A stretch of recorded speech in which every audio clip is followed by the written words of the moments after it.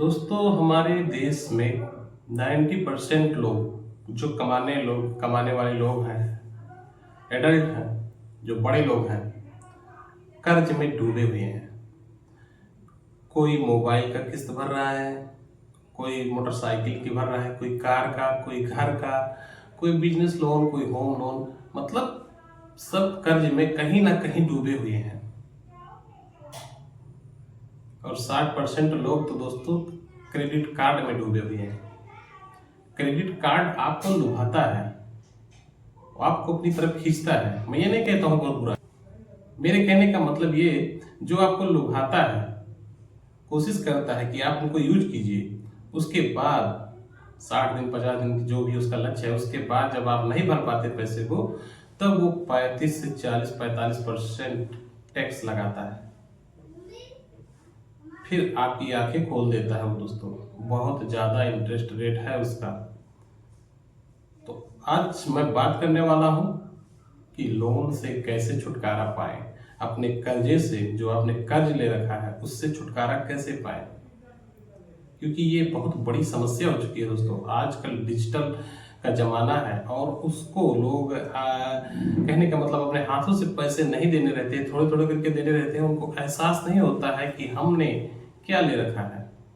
जिस चीज की आवश्यकता नहीं होती है वो लोग भी रख लेते हैं। यहाँ तक कि TV, fridge, cooler, washing machine, ये सब किस्त पे ले लेते हैं। घर के पूरे फर्नीचर किस्त पे, सब कुछ किस्त पे, जो भी पूछेंगे किस्त पे। और जब देने की बारी आती है तब 10 जगह से किस्त आता है महीने में। फिर आंखें खुल जाती है, बोलते हैं यार मैं फंस चुका हूं, अब कहां से निकलूं। और काफी लोग निकल नहीं पाते हैं। नमस्कार दोस्तों, मैं महेश कुमार सोनी आप लोगों का अपने चैनल बिजनेस कोच पाई में स्वागत करता हूं। आज मैं बताने वाला हूं कि आपको लोन कैसे खत्म करना है दोस्तों। तो दोस्तों, लोन खत्म करने के लिए सबसे पहले आपको जितने भी ईएमआई वाले सिस्टम है, जितने भी कर्ज आपने ले रखे हैं, सबको एक कॉपी में लिख लीजिए, एक पर्ची बनाइए और सबसे ऊपर उसी पर्ची को रखिए जो सबसे ज्यादा इंटरेस्ट रेट लेता है। तो सबसे ऊपर उसको रखिए। जितने भी छोटे बड़े आपने लोन रखे हैं उसका एक पर्ची बनाइए, लिस्ट रखिए, जेब में रखिए, अपने पास हमेशा रखिए, उसको ध्यान में रखिए।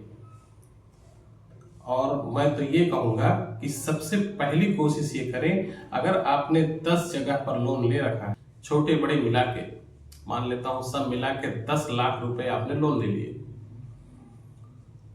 तो सबसे पहले आपको बैंक से बात करके 10 लाख का लोन ले लेना है और एक बड़ा लोन लेके सारे 10 लाख, जो 10 लोन लिए हुए हैं आपने, उसको खत्म कर देना है। पहली कोशिश ये करनी है। आप बोलेंगे ये कौन सी बात है, एक लोन 10 लोन को खत्म करने के लिए बड़ा लोन क्यों ले लेना, आखिर उसी को भरना है। तो मेरे कहने का मतलब ये दोस्तों कि सबसे पहले आपको मानसिक तनाव से बचना है। लोग सुसाइड क्यों करते हैं? जब मानसिक तनाव आ जाता है, उनके ऊपर मनोवैज्ञानिक दबाव आता है, तो सुसाइड कर लेते हैं, आत्महत्या कर लेते हैं। तो मानसिक दबाव के कारण ऐसा होता है। तो सबसे पहले आप जो 10 ऐसे कर्ज ले रखे हैं उनको मिटाने के लिए बड़ा कर्ज ले सकते हैं आप। अब ये नहीं कि मेरा जो इंटरेस्ट रेट है 8% और हमने ले लिया 35% वाला कर्ज, ऐसा नहीं। सबको मिला के जो इंटरेस्ट रेट आता है उससे कम वाला 8-10% वाला कोई इंटरेस्ट रेट वाला अगर मिलता है आपको, तो उसको लेके बड़ा लोन और खत्म कर देना है। अब आपका फोकस होगा सिर्फ एक लोन पे। अब मान लेता हूं कि अगर आपको नहीं भी मिल रहा है तो उसके लिए ऑप्शन है कि मतलब छोटे कर्ज को आप शुरू कर दें खत्म करना। सबसे पहले छोटे छोटे को सबसे छोटे वाला ऊपर रखें पर्ची में और एक एक करके धीरे धीरे मिटाते रहें। अब मिटाने के लिए क्या करना होगा, बोलेंगे पैसों की तो आवश्यकता पड़ेगी, या 10 लाख रुपए मैं डायरेक्ट उसको भरूंगा महीने में, या फिर मैं एक एक करके भरूं। दोनों रास्ते आपके पास हैं। तो वहां पर तो आपको पैसे ही लगने वाले हैं, और आपके पास अगर पैसे होते तो आप क्यों इतने सारे झंझट में फंसते। तो इसका ऑप्शन ये है दोस्तों कि आपको कुछ आगे सोचना होगा।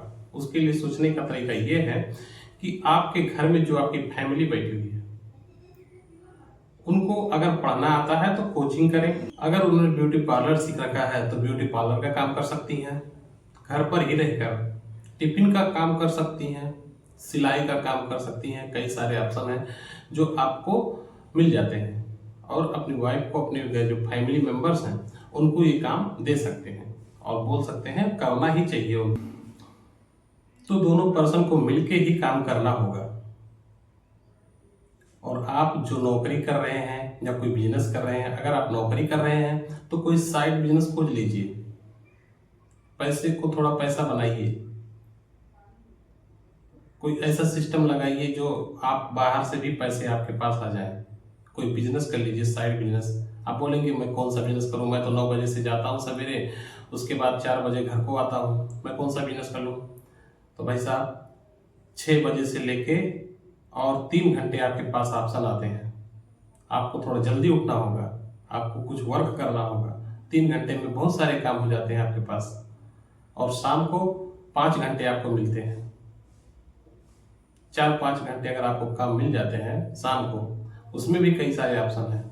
कोई फास्ट फूड की दुकान डाल सकते हैं, कुछ और काम कर सकते हैं, कोई ऑनलाइन कर सकते हैं, कोई कंटेंट बना सकते हैं, कुछ मतलब इस तरीके से। आजकल तो सोशल मीडिया का बहुत जमाना है दोस्तों। आप यूट्यूब पर कंटेंट डाल के पैसे कमा सकते हैं, फेसबुक पर, या कोई ऐसा मार्केटिंग कर लेनी है, कोई भी तरीका हो सकता है। आप फुटपाथ पर, रेडी पर कोई भी दुकान लगा के पैसे कमा सकते हैं, सब्जी बेच सकते हैं, कुछ भी कर सकते हैं। बस आपको देखिए, जब आप फंस जाएंगे तब आपको शर्म नहीं करना है कि मेरे को अभी ये क्या करना पड़ रहा है। अपने अपने हिसाब से आपको ये काम करना होगा।